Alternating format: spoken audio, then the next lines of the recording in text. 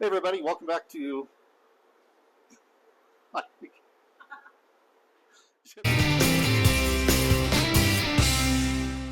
Hey everybody, welcome back to Snow Woodworks. Welcome back to the channel.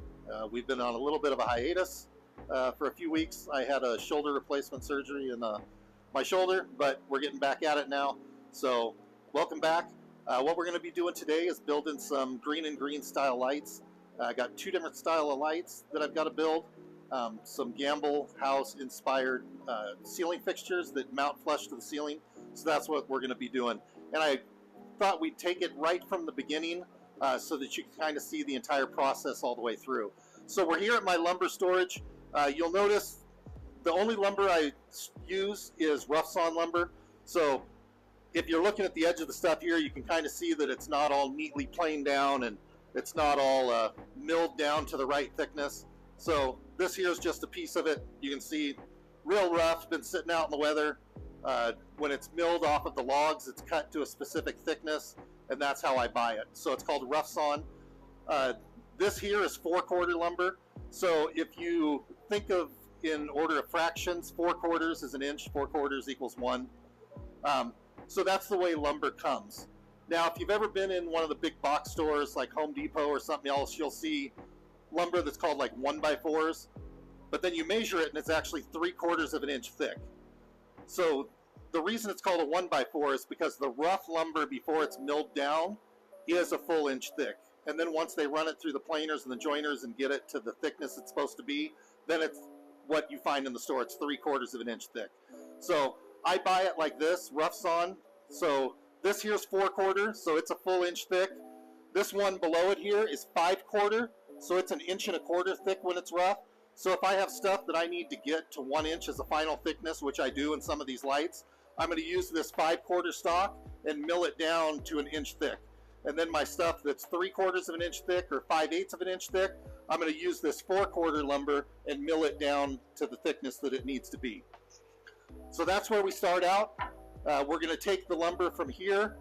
We're going to take the measurements that I have. We're going to be CNCing most of the stuff. Instead of cutting it down to rough size and then using the router jigs and doing it all by hand, I've gone ahead and programmed it into the CNC so that we can cut multiple parts all at one time and do multiple functions, both thicknessing, putting in a round over, cutting the stuff to its final dimensions and shape. That can all be done on the CNC. With the auto tool changer now, it can change tools and do all of that at one time on the CNC, which for doing multiple lights saves me a lot of time. So let's get it over to the saws and get going. So once we cut everything to length on the chop saw, bring it over to the table saw and rip it to the appropriate widths. Got an 8-inch joiner, so I can't go much more than that.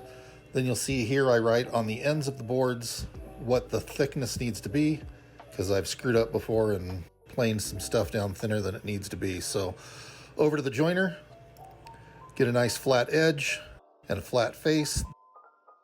Once that's done, we bring it over to the planer and we're going to run it through the planer until we get the thickness we need.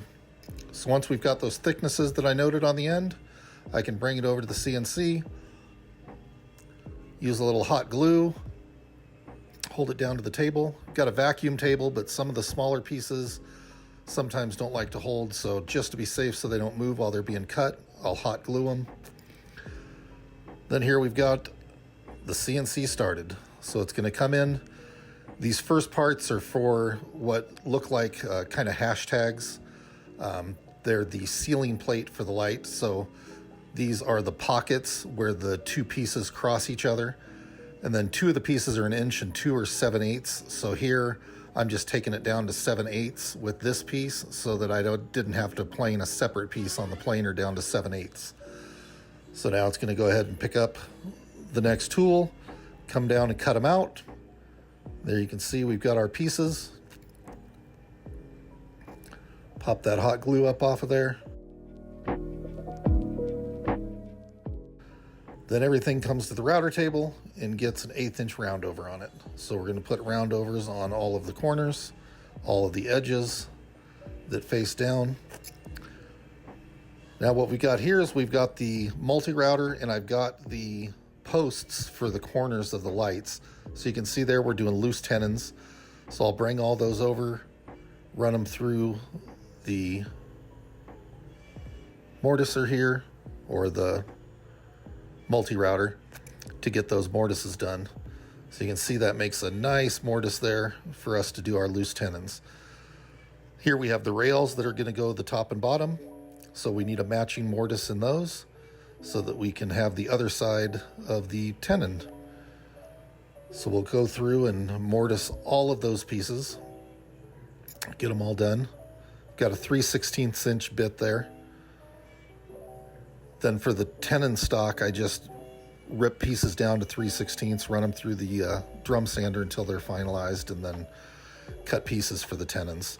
So here we're sanding those ceiling pieces that are going to go together, putting those together, got the final sanding on them. Nice little tap, nice and snug. Then we're going to go ahead, countersink and drill, and put the screws in so that on top of the glue it's held together mechanically as well. A couple of dabs of glue there. Put our other piece on, a little tap tap. Countersink our holes, put our screws in. And there we've got one of our ceiling plates done. So gonna sand that bottom flush. Took it over and ran it through the drum sander. So now I bring it back over and we're just gonna sand that flush because that's the part that's gonna go against the ceiling. So we need to make sure that's nice and flat.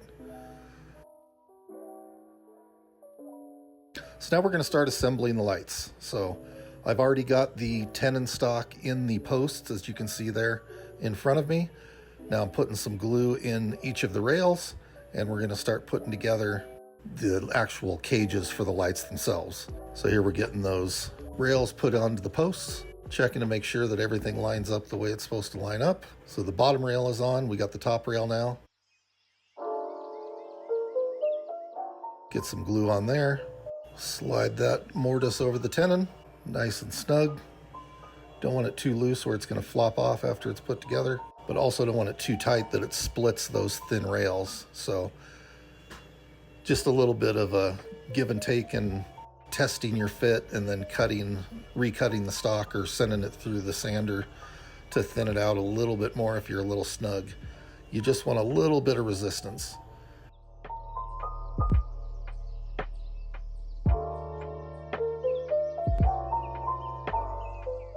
There you go, got it lined up, and tap those into place. Also need to make sure that they're lined up top and bottom. So I want that flush with the top, because this part is going to screw to the tops that you just saw me make a minute ago.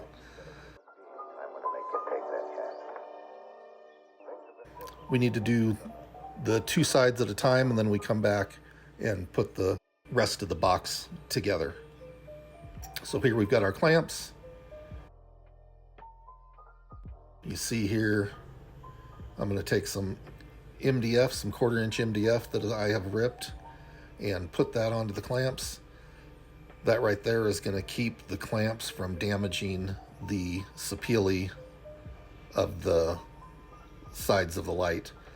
Sapele is a little softer wood, so if you have just the clamps on it, it'll leave some clamp marks. So now we've got this one together. We're going to go on to the next one. Here is a little detail on the bottom of the rails, the lower rails. You're going to see that little round over there. That makes the rabbet thicker for the bottom glass. When you get the side glass in there, there wasn't a ton of room left for the bottom glass. So what we did was add that little detail. That used to be a separate piece that I would cut out and then pin in after the light was put together. But with the CNC, I'm now able to do that all in one step. So it puts that round over in, does the rabbeting out, gets everything so that it's all in one piece. So then we just put a little bevel on it. So when we bring them together on the light, the two sides are going to match up to each other and be a nice tight miter. So here you can see we've already had all those first sides glued up, and we've got those over to where we're going to start gluing them up into the square shape, or for one of them, the rectangle shape. But once again, some glue into our mortises, get that going, and then we'll assemble the light.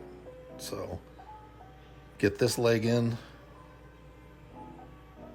You see that miter down there lines up nice and tight. You want to make sure that everything's where it needs to be, just a little wiggle to move it around. Got that one in. Now we got our top rail. So we're going to go ahead and get that top rail in. Then we'll repeat the process on the other side. And that piece that's right there above that, we'll take that and put that on, and then get it back into the clamps, and we'll have a finished light. So here we are, back rail, bottom rail going on. And again, lining up those miters and making sure that the glass rabbet lines up. We don't want to have any problem with the glass that it can't be put in because the rails didn't line up with the posts or didn't line up with the rail on the other side. So we've got these. Again, nice and snug, pushes on.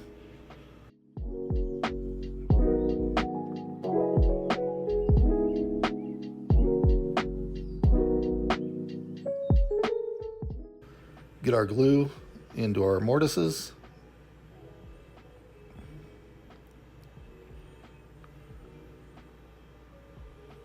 And get a little glue in all four of those, get it on all sides. We want that tenon to get good glue contact when it goes in. So we got that on both sides. One more in that last rail. All right, and then we're gonna take our other side, line up all of our mortises and tenons,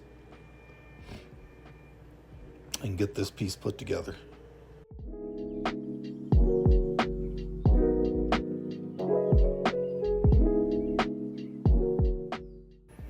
You got 4 separate pieces there that you need to get lined up and get in, and once you get them in, tap everything together nice and snug. And again, we're going to take it over to the clamps and get it clamped up. But there you can see we've got one of our square lights. So now that those are glued up and out of the clamps, we got to mount them to the ceiling plates. So the first thing we're going to do here is pre-drill some holes, because we need to be able to mechanically mount this to the ceiling plate. So we're going to come through and drill the holes from the top side,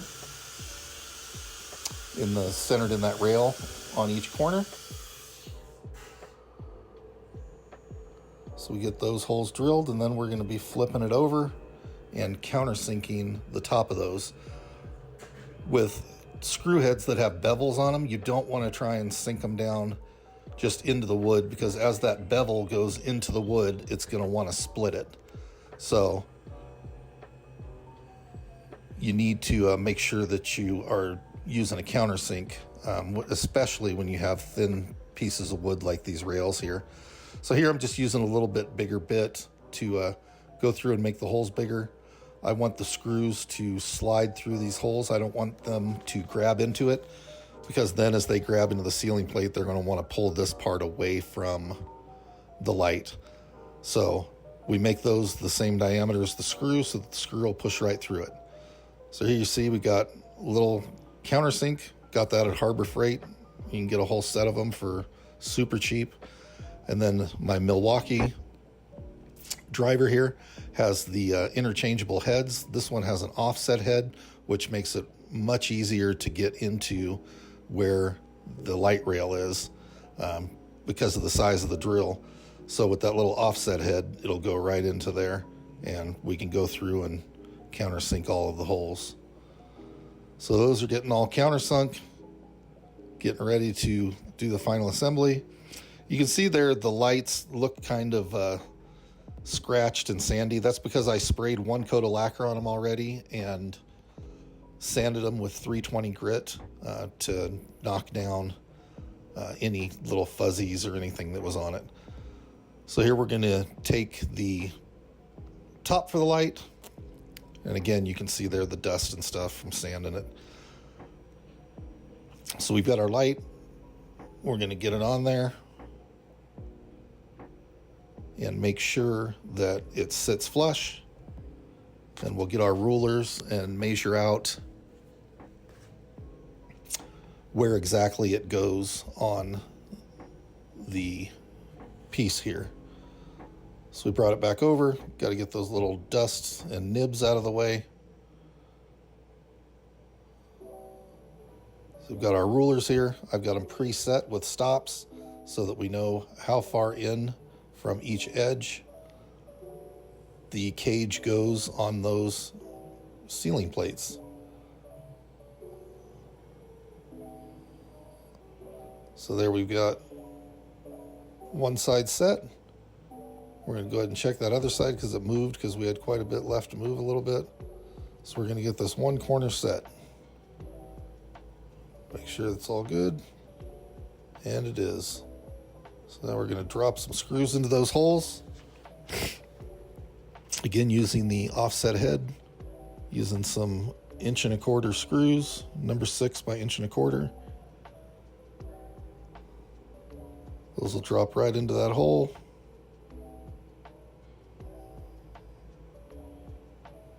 There we go. First hole's in, or first screws in, I should say. Again, things can tend to move a little bit when you're doing work. So if they do, make sure you check after each screw that you put in before you go on to the next one. You don't want to get it all screwed in and then as you put it up, you notice that it's out of square, which could be a real problem for that bottom glass. If it's out of square, that bottom glass isn't going to fit in. And again, that's all custom made, but you don't want to take any risks that aren't needed. So here we've just about got that cage installed.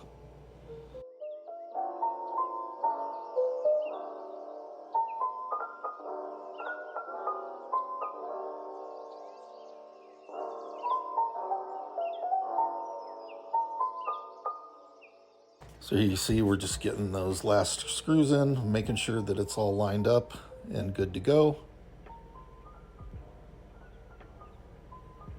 So we're going to get that held in place, drop a screw in, get our offset driver, and drive that screw in.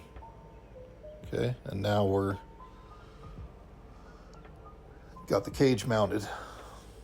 So we'll just finish up putting in those last few screws, just checking here to make sure that everything is where it's supposed to be. All of the measurements check out, and they do. So we'll finish putting in the last few screws, and we'll have one done.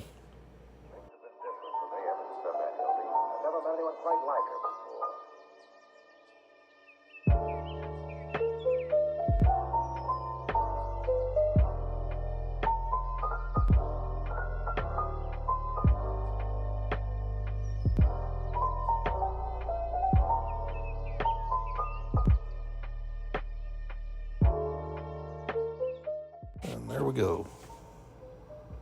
Light finished. So now we've got a center rail that needs to go in this bottom portion of the light. This light actually has a divider that divides the bottom glass into two different pieces. So we got to create this piece here, get it cut on the chop saw, and get it fitted in. So using a marking knife here to make sure that I've got a clean line to cut to. Go over to the chop saw and cut it off to length. Then we're going to bring that back and fit it. I think on this first one that I cut it a little too short, so I had to go and make another one. So you can see, yeah, it wiggles back and forth here. Oops. So need to go cut another one.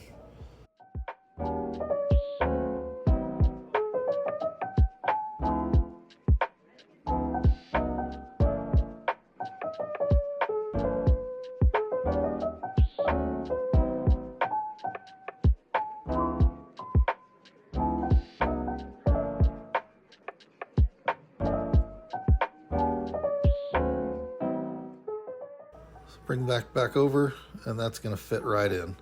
So now what we need to do is where the round over of that rabbet is, we're going to mark there, because that piece is going to drop down in. So we got some little ears that we're going to have to notch off of this divider. So using the marking knife to mark those, and I'm going to go over to the table saw, use a little jig that I have set up to make some little ears on there. So that way when that piece comes in, it's going to pop right in, and you can see there that it slides up over that little rabbet instead of sitting up above it. So now when the glass sits in, it's going to sit flush all the way across that divider and in the rabbet that's made for it.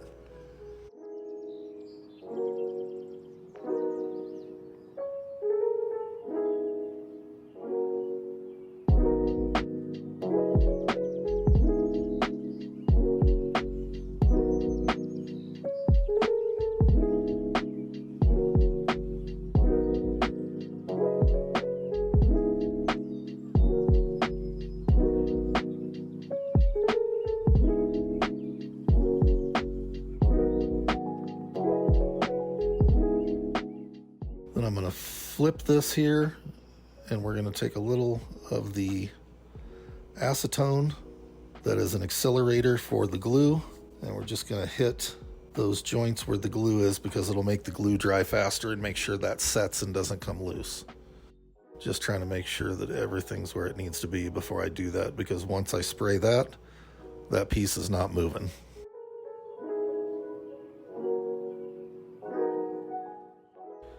And this one is all done. Just need the final coat sprayed. So here we are over on my finishing table, which is just a table in the middle of the shop. So I'm spraying a post-cat lacquer with a little bit of dye added to it to get the color. I found with some of these more complicated pieces that it's a lot easier to add the color to the lacquer and spray than it is to stain the piece and then spray it. But it can be done a multitude of ways. This way just gives me the exact color I need and cuts out one step of the process. So this is the rectangular fixture. As you can see, it's got two dividers in the center of it. But here we've got the final coat of color going on. So this will take probably 30 minutes to dry or so, and then I just hit it with a final clear coat. We do a matte finish, so it's not super glossy.